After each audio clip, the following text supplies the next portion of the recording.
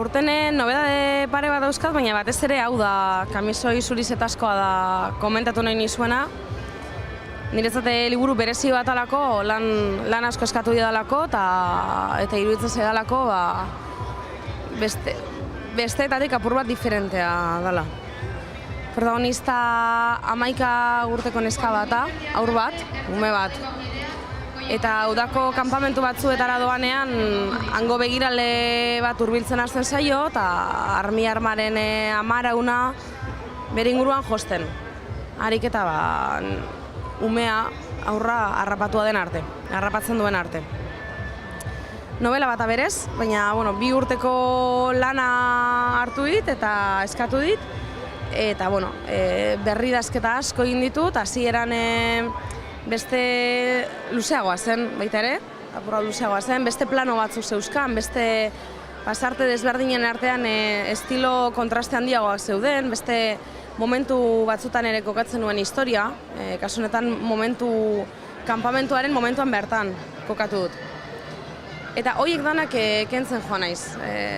Azkenean berri idazketa hau izan da kentzea apur bat, adarrak imatzea eta sotil eta gauza handirik gabe ustea. Eta hala ere, ez da nahi dut, lehen oparotasunaren bidetik egiten nuena, orain soiltasunaren bidetik egiten dut, baina beti ere edertasunaren bila. Ezaten dut olakoetan prozesua, liburunen idazketaren prozesua izan dela distilazio prozesu bat. Azkenean esentzia dela gelditu dana, eta muina eta bereziki pozik nago liburu honekin, lanaren emaitzarekin, Sara Moranteren ilustrazioekin atera du Erein argitaletxeak, eta egia esan edizioa oso mimatua, asko mimatutako edizioa da, eta nabaritzen da. Eta liburu honetan, zertaz mintzo da Joseba Sarrionandia? Eguneroko bat da, saiakera bat da, bixen nahasketa bat zela deskribatuko zenuke? Bai, eguneroko bat da, genero literarioa oso zabaldua, dietario deitzen den horietakoa, hau da, liburua egiturata dago egunez egun, baina ez da prezeski egun horretan egin duenaz batzutan bai, baina beste batzutan hausnarketak, irakurketa batek ekarri dion hausnarketa, iritzi politikoak, iritzi literarioak, egun hortan gertatzen zaion gertakari bat eta horrek sortzen dion pentsamendua, hori da. Lehen esan du, egunerokoa dela, beraz, Habanako berak jarri du Habanako gaukaria, hortan ere bai hitz berri bat asmatu du Joseba Sarrionandiak, berak esaten du behar zela Habanako egunkaria, baina berak gauez idazten du, beraz egunkaria ordez gaukaria deitu dio liburuari, ez? Joseba inguruan dagoen jakin mina eta Joseba bere literaturan dauden jarraitzaileek modatik haratago doaz, esan dute, izan daiteke hasiera baten morbo edo arrazoi extraliterarioaz liburu bat edo beste hurbiltzea, baina ezinezkoa da hainbeste denboran, hainbeste liburuengana interesa sortzea ez baldin badaukazu maila bat, ez? Eta hori da, Josebaren lanak, gaur egungo, zuk aipatu duzun sarreran, gure idazleen erreferenteetako bada. Luzi Urtubia da, zeure komiki honetan, Gerezi Garaia izeneko komiki edo novela grafiko honen protagonista. Ezautzen ez dagoen handako, nor zen bera eta zergatik merezi da bolako lan bat? Nor zen bera, nor da, Luzi Urtubia, zen oraindik gure artean dugu, ez? Luzi Urtubia izan zen, da, anarkista, kaskantekoa eta hori.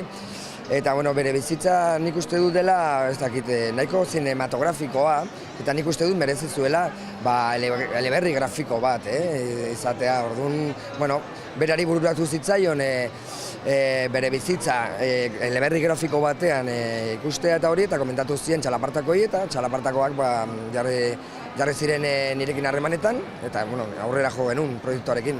Galdera nik uste dut zergaitik dela lehenbiziko galdera, biok segurazki, Irun eta Hondarribiko alardeetan haiek kubritzera joan, kazetari moduan, eta nik uste dut kotxean bueltan beti zergaitik, ez? Zergaitik gogortasun hau jai batean emakumeek parte hartu nahi dutelako, eta gero zergaitik ari da luzatzen horren beste denboran, ez? Eta horiek izan dira igual, bi aldagai nagusi bultzatu gaituztena liburu hau idaztera, erantzunak osorik ez genitun emango, eman dit hurbilketa bat egin dugu gaiaren hurbilketa bat, eta ulertarazten saiatu gera, geuk ulertu dugu argi, eta ulertarazten saiatu gera zela Irun eta Hondarribiko kontua bakarrik, ez da, hor dauden aldagai asko Euskal Herriko beste edozein herritan eta daudela, eta hori aintzat hartu behar dela. Goseak Janak poema liburu honetan lau atal dauzka, lau ataletan dago banatuta. Lehendabizikoa bezpera deitzen da, bigarrena hemen aukazue, hirugarrena beila eta laugarrena goizean. Eta esango nuke badagoela nolabaiteko ibilbide bat, ez? Poema hauetan ageri den ni batena, ni poetiko horrena. Badago batetik bezperaren atal horretan batez ere, nolabait bezpera baten bilaketa. Ze bezperarena, nik esplizituki edo poemetan lotzen dute haurtzaroaren galerarekin, bizipen moduan, baina bizipen pertsonaletik harago badauka zerikusia inozentziaren galerarekin, ezinezkotasunaren galerarekin, baina bai nolabait mundua eta batez ere besteak aurre iritzirik gabe eta begigarribiz ikustearen galera horrekin, ez? Orduan jokua badago hor pixka bat, bizipen pertsonaletik harago, ia jende moduan, kolektibo moduan ere, zenbateraino galdu dugun bezpera hori, ez da, zenbateraino galdu dugun inozentzia hori, munduaren aurreko jarrera bat, besteen aurreko jarrera bat, eramango gintuzkeena, imaginatzera, bestelako posibilitate batzuk, besteak beste mundu hau antolatzeko.